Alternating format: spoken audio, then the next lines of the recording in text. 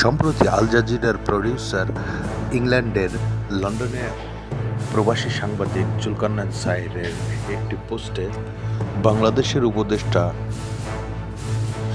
আসিফ মাহমুদ সজীব ভুঁইয়ার bag থেকে একটি গুলিসহ magazine উদ্ধার করা হয়েছে বলে জানিয়েছেন। তবে বিমানবন্দর থেকে গুলি ও ম্যাগাজিন উদ্ধার করার ঘটনা ঘটলেও কোন বিমানবন্দর এবং কখন ঘটেছে সে বিষয়ে তিনি কিছু পরিষ্কার করেননি। তবে তিনি তার ফেসবুকে একটি ভিডিও পোস্ট করেছেন।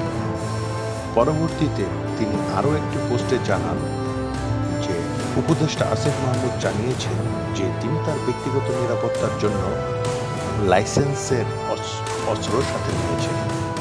তবে তিনি চ্যালেঞ্জ ছড়িয়ে দিয়ে আরও বলেন,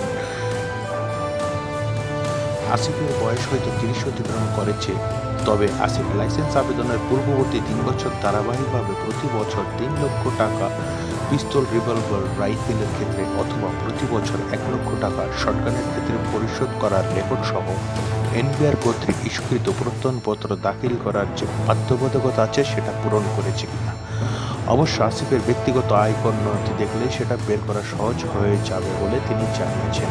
তিনি আরও বলেন, যদি বিশেষ কারণে মন্ত্রী পদমর্যাদা হবার কারণে আয়কর ক্লোজ থেকে রেহাই পেয়ে যান, তাহলে অস্ত্র কেনার টাকা কোথায় পেলেন সেটাও জানানোর জন্য বলেন তিনি।